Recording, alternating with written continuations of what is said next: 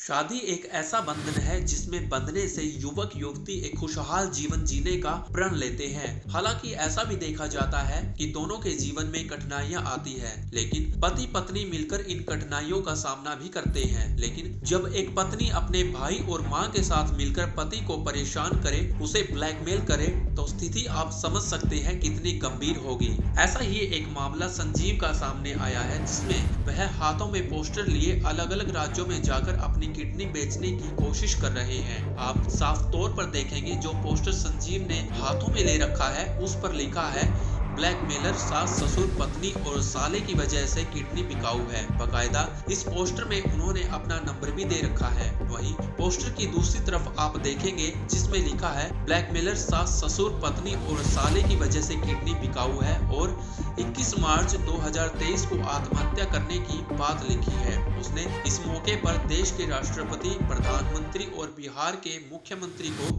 Invite किया है। संजीव ने बताया कि मैं पटना की सड़कों पर भी किडनी बेचने के लिए पोस्टर लेकर निकला था। उसके बाद मैं दिल्ली पहुंचा हूं, अब आज फिर मैं हरियाणा पहुंचा हूं। इसके बाद मैं यूपी जाऊंगा और जो भी व्यक्ति किडनी लेना चाहता है वो मुझे 10 लाख रुपए दे, मैं उसे किडनी दे दूंगा। उसने बताया कि मेरी सास ससुर साला पत्नी और मुझे ब्लैकमेल कर 10 लाख रुपए की मांग कर रहे हैं। मेरे ऊपर पहले से ही ससुराल वालों ने FIR दर्ज करवा रखी है। अभी मैं जमानत पर बाहर आया हूँ। उसने कहा कि यदि 21 मार्च तक मेरी किडनी बिक जाती है तो मैं पैसे अपने ससुराल वालों को दे दूंगा और नहीं तो मैं आत्महत्या कर लूंगा। पीड़ित पति ने बताया कि 6 साल पहले मेरी शादी हुई थी और मेरी पत्नी प्रेग्नेंट थी, मगर उसका अबॉर्शन करवा दिया गया। मैं चाहता हूँ मेरी पत्नी मेरे पास आ जाए, लेकिन पत्नी आने को तैयार नहीं है। संजीव ने बताया है कि सास ससुर साले मुझे धमकी देते हैं, मुझे कहते हैं पैसे लाकर दो, नहीं तो सबको जेल में बंद करवा दूंगा।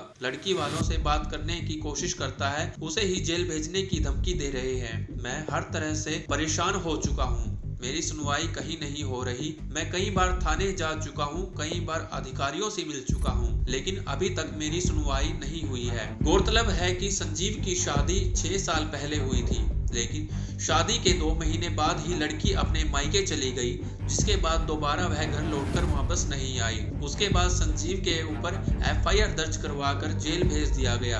अब संजीव किडनी बेचने को मजबूर है। हालांकि लोगों ने संजीव को समझाने की बहुत कोशिश की, लेकिन संजीव मानने को तैयार नहीं। मैं किडनी बेचने के लिए आया हूँ। वजह क्या है, किस का फोटो? वजह ये है कि सास ससुर पत्नी साला सब लोग मुझे 6 साल से ब्लैकमेल कर रहे हैं, मुझसे 10 लाख रुपए की डिमांड कर रहे हैं और तलाक के लिए दबाव डाल रहे हैं। मेरे पास खाने के लिए पैसा नहीं है तो मैं क्या करूँगा, किडनी बेच करके उसको दे दूंगा और फिर मैं आत्मदाह कर लूँगा। मेरे लिए कोई कानून भी नहीं है। मैं FIR दर्ज करवाने जाता हूँ, थाने में FIR दर्ज नहीं होता है। मेरे पिताजी एक्सपायर कर गए थाने के चक्कर काटते काटते। पटना में। अच्छा, तो ये तलाक क्यों चाहती है पत्नी, वजह क्या है? वो तलाक लेके पैसा लेके किसी और से शादी करेगी। कोई करोड़पति आदमी मिल गया होगा उसको। तलाक की कोई वजह तो होगी। मैं बता तो रहा हूँ कि वो पैसे लेके कहीं और शादी करना चाहती है। कोई और वजह नहीं है? और कोई वजह नहीं। और क्या, वैसे शादी हमारी हुई है जो अरेंज मैरिज हुई है ना। तो अरेंज मैरिज हुई है तो फिर रहना क्यों नहीं चाहते हो?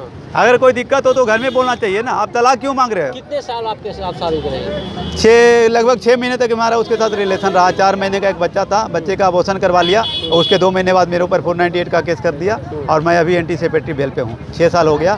थाने से, कोर्ट से, कहीं से कोई सुनवाई नहीं और दबाव। आप पे दहेज मांगने का केस दर्ज हुआ है? हाँ जी।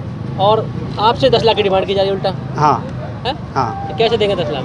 किडनी बेच के दूंगा। क्या करूंगा, मेरे पास कुछ है नहीं तो किडनी बेच के दूंगा। मैं तो 10 लाख में बेचूंगा, बेच के उसको पैसे दूंगा, फिर आत्मदाह करूंगा। तो आप भी गए, पत्नी भी गई, फिर क्या मिला आपको? आत्मदाह कोई समाधान है किस चीज़ का? क्या करें, अब मेरे लिए कोई कानून ही नहीं तो आत्मदाह ही करेंगे। जिसके लिए कानून है वही रहे, पैसा ले ऐश मौज करे। तो क्या चाहते हैं, क्या शिकायत होना चाहिए, दर्ज होनी चाहिए आपकी? मुझे मेरी पत्नी चाहिए और मुझे कुछ नहीं चाहिए। मेरा एक ही चीज़ फैसला है। तो साला और सास क्यों परेशान करें, क्या कहते हैं? पैसा चाहिए ना इन लोगों को। पैसा चाहिए और क्या। तो आपने कोई अपने आत्मदाह का भी कोई समय निश्चित किया है? हाँ जी, हाँ जी। मुख्य अतिथि बुलाया है? हाँ जी।